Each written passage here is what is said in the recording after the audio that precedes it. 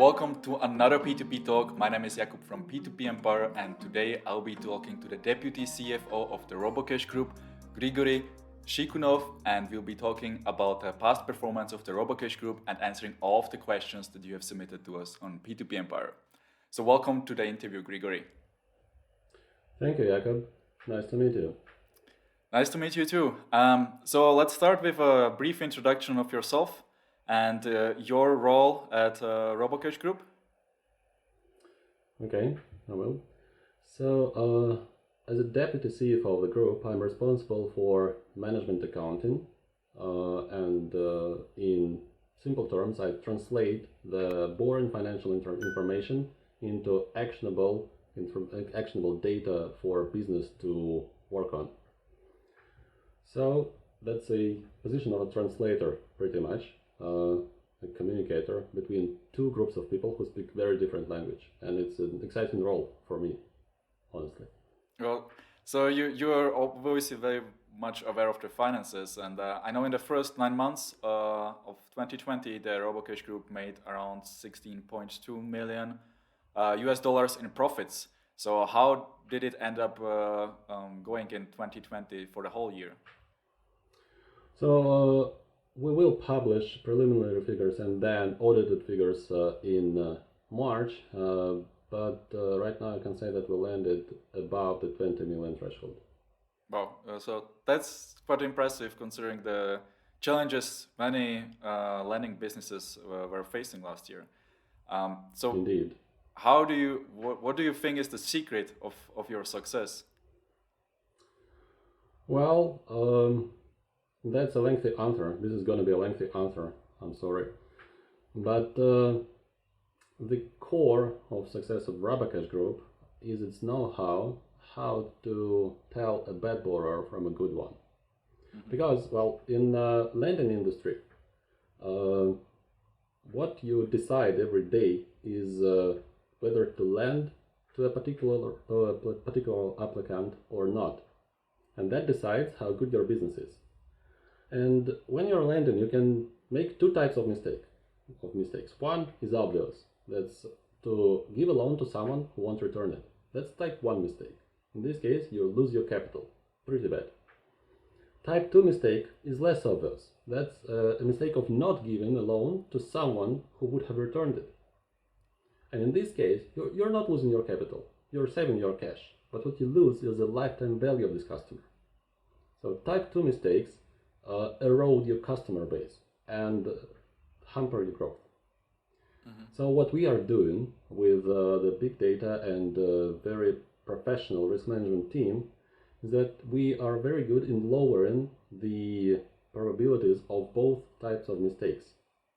We are able to aggressively grow the customer base without wasting too much capital on giving loans to some bad applicants. And that is the core of value proposition of Robocash right now as a group. There it is. It's quite interesting. You mentioned the lifetime value of the customer.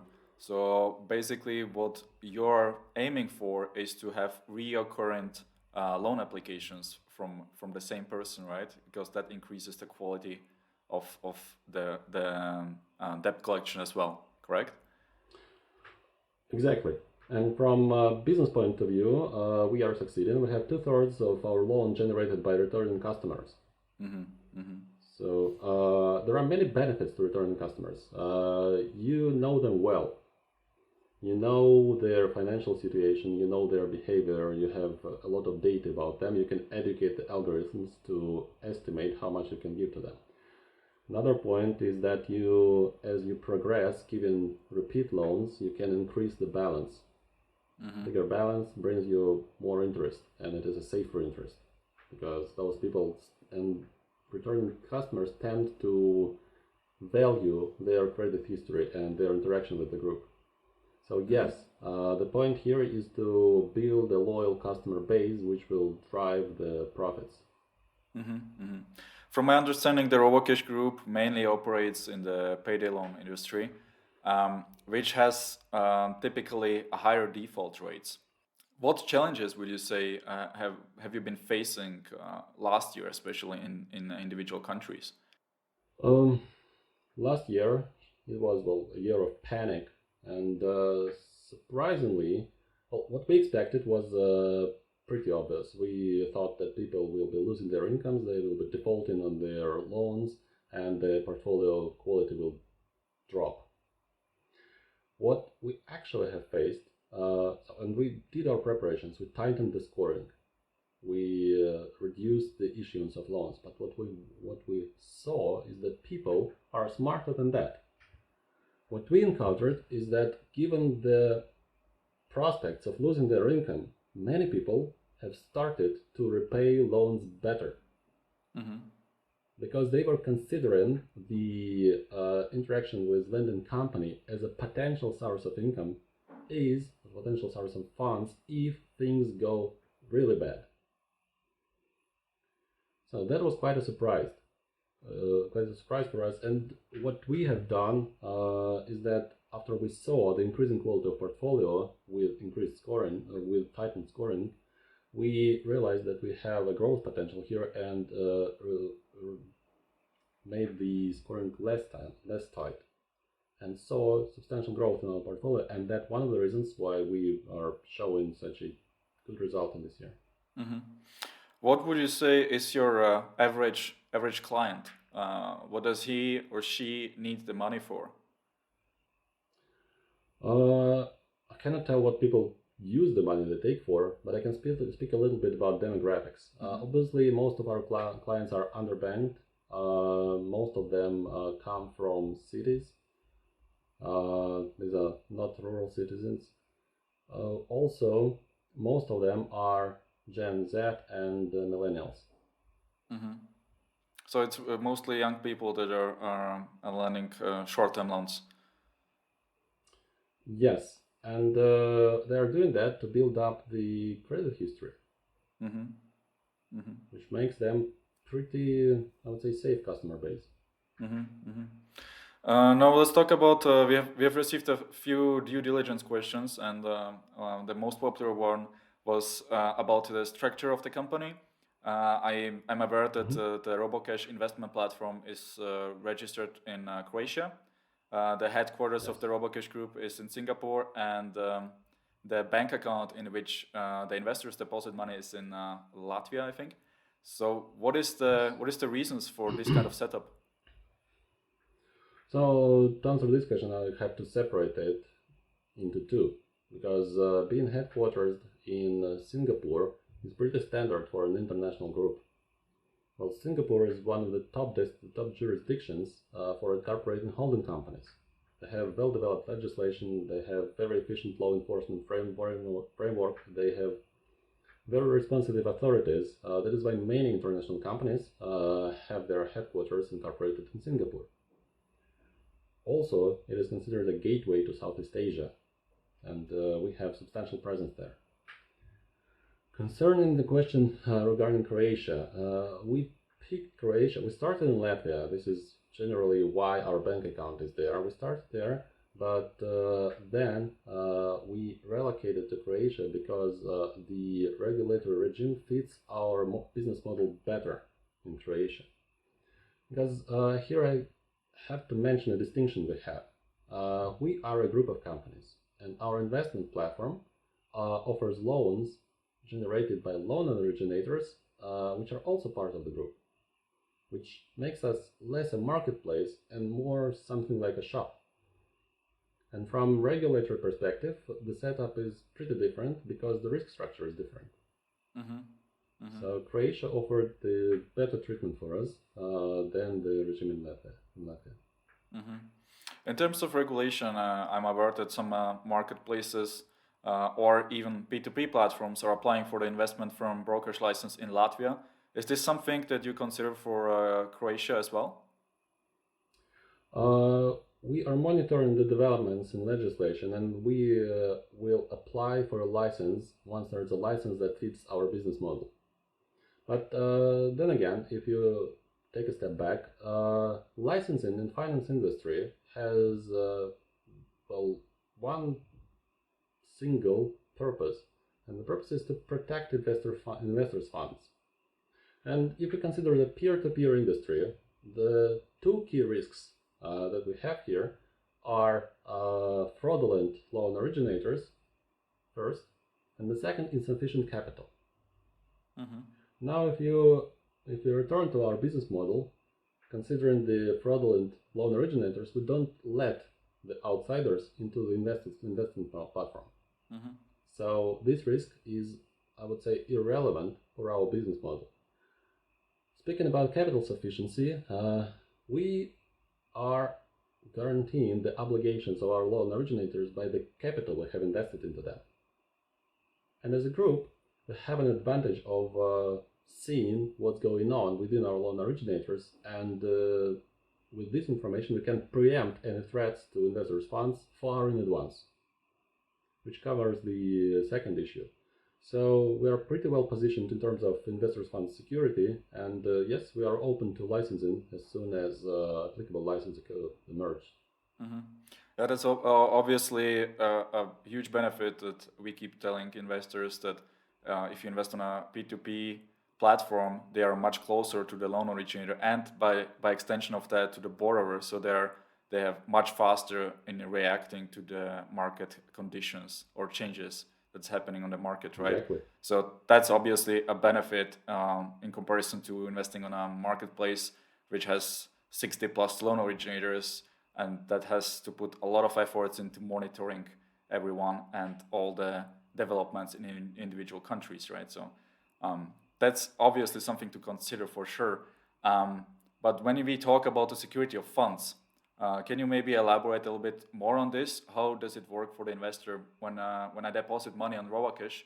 What is the money flow, and how are my funds secured? Okay, the setup here is pretty standard for a peer-to-peer industry. We have a fleet account in Latvian bank where the deposits are made and where the investors' funds are actually stored. When an investor makes a deposit, we accept the funds, accrue them into a virtual account, and let investor to purchase the claim rights from loan originators. At this point of time, the funds on virtual account move from investor's account to a loan originator account, and what investor gets and receives in return is the claim on some loan generated by a loan originator. Then loan originators claims the funds, takes them from the platform, uses them to generate business, and when the loan matures, they simply return the funds, and the balance of cash on the investor's fleet account is restored. Mm-hmm. I'm aware that many banks in Europe, they are tightening their AML procedures, and some of the banks have been flagged for violating anti-money laundering rules. Is this a threat for the investors as well, that your bank might be in the future flagged for AML breaches? Is this something that investors need to be concerning about? I think that all investors should be concerned about that with regard to any bank, because no bank is guaranteed from AML violations. Still, AML procedures are still procedures performed by people, and people can be ill-intended, or they can make mistakes. So the risk is universal, but right now banks are extremely cautious, and they in every situation they have any slightest doubt in the information provided by investor, or they have doubts about transactions, they reject them to avoid punishment by the regulator. So I would say that there is a very high level of self-discipline among the banks right now, so investors may rest assured that AML violations will remain a very rare event. Mm-hmm. Mm-hmm. Now, another question from the investors. Many of them noticed that during the Christmas time, Robocash investment platform, they start offering higher cashback bonuses. And obviously, the logical next question would be, if you have issues acquiring new investors that you need to offer such high cashback bonuses, and if you have issues acquiring new funding. So what would you comment about that? Um, Let me give you a little bit of background for the increased bonuses. Like I said previously, the core of our value proposition is arguably one of the best risk-adjusted returns in the market. We are good at generating profits, and as a group, we are very safe. So we offer our investors an opportunity to invest in a profitable and safe group. Mm-hmm. But you cannot just put the problem is how do you advertise safety? Mm-hmm. So you cannot just put up a banner and say we are very reliable and expect people to believe that. So the trust in a platform or any trust is can only be built through interactions. So when you interact with something and it acts reliably, like for example the elevator in your house, you build a trust there. And the expectations that when you push a button, it will arrive, you push a button, it will get you to a certain floor.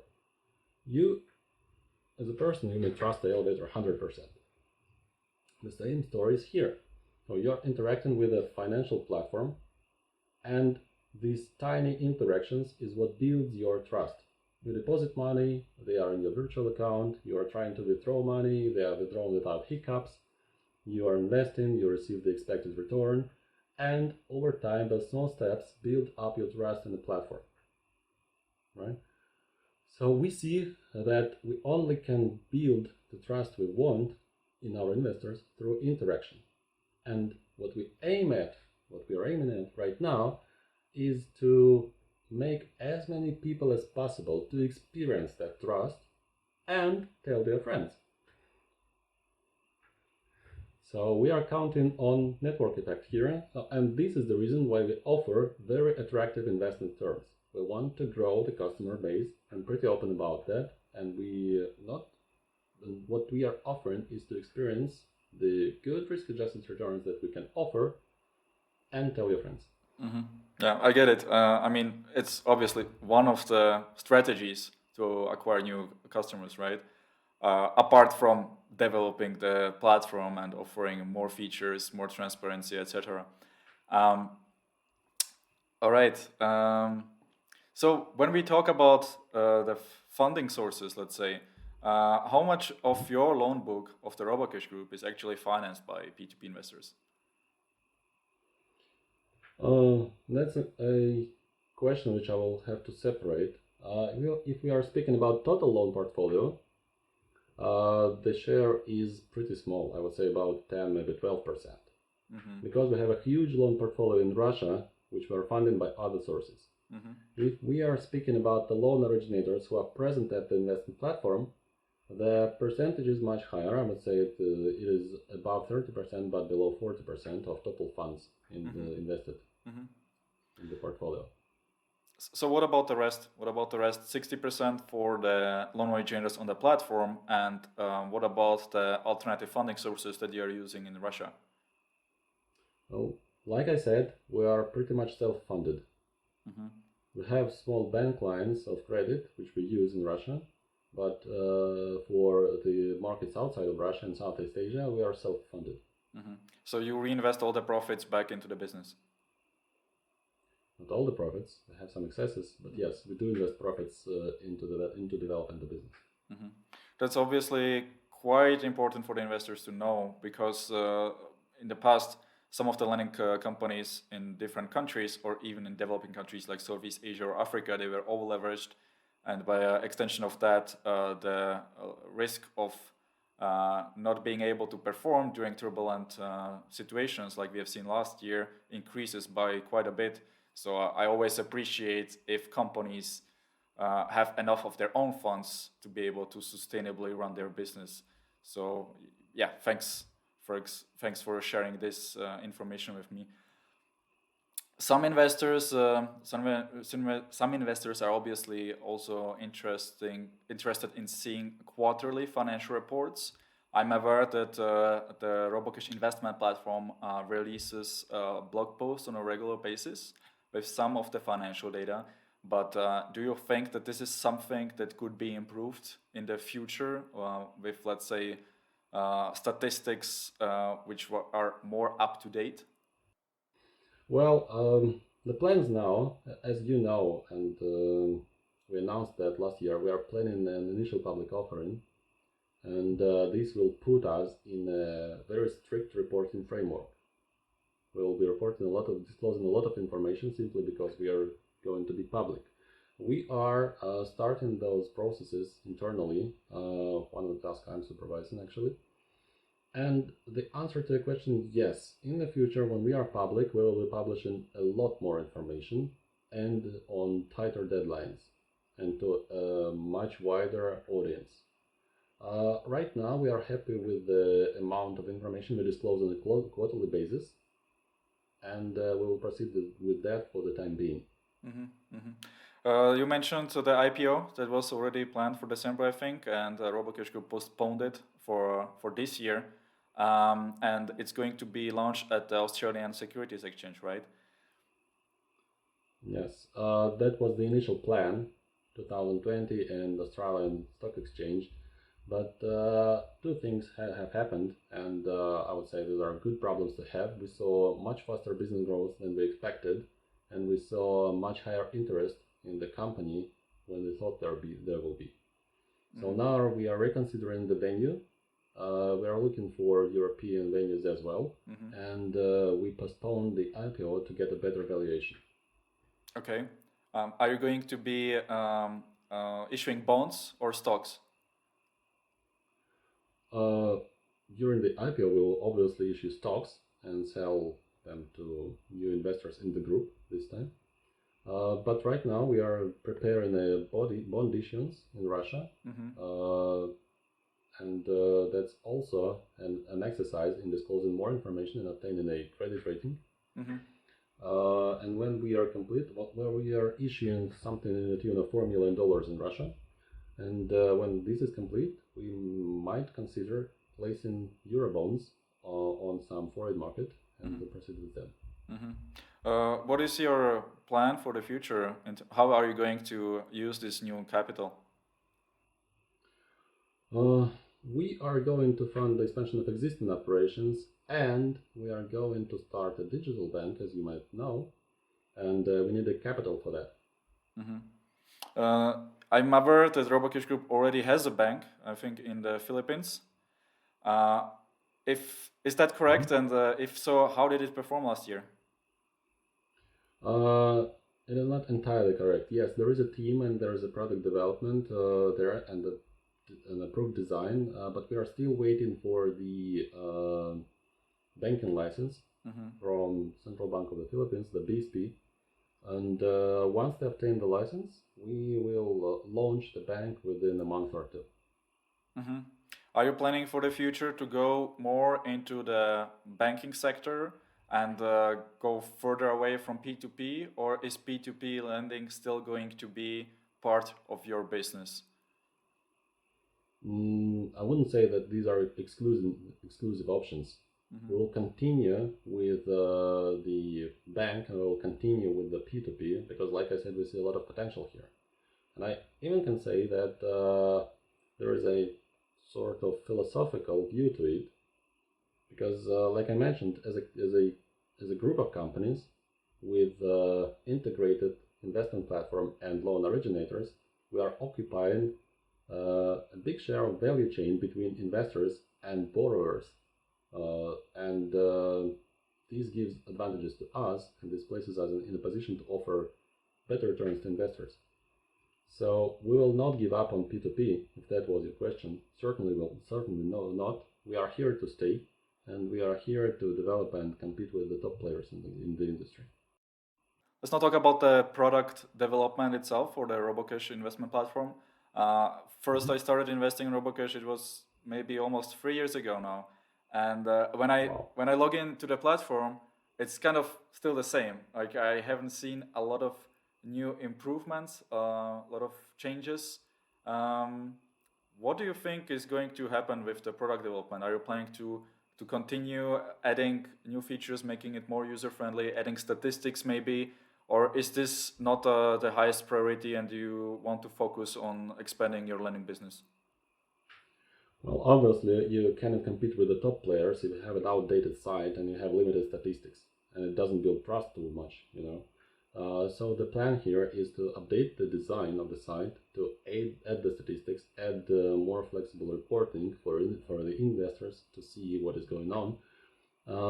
Another line of development, we are going to offer more products in terms of the percentage points in sort of terms, because right now we feel that there is unsatisfied demand among our investors for shorter loans, for loans with probably lower interest rate but higher liquidity, and that's it. So there will be an announcement in the coming couple of months, so stay tuned for that.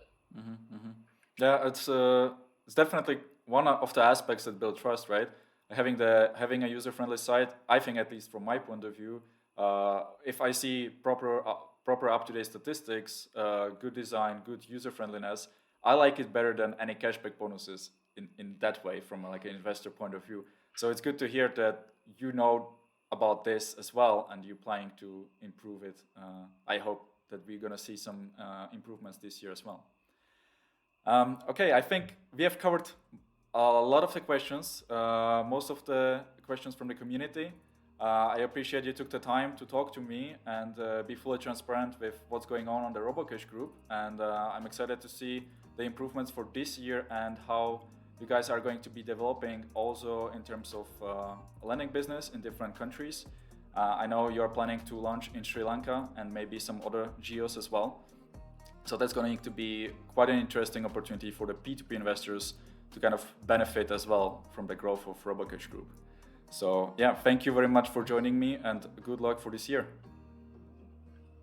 Thank you very much. Thank you for inviting. It was a pleasure to talk to you. And yes, have a good year and stay tuned. There will be announcements. I hope there will be good ones.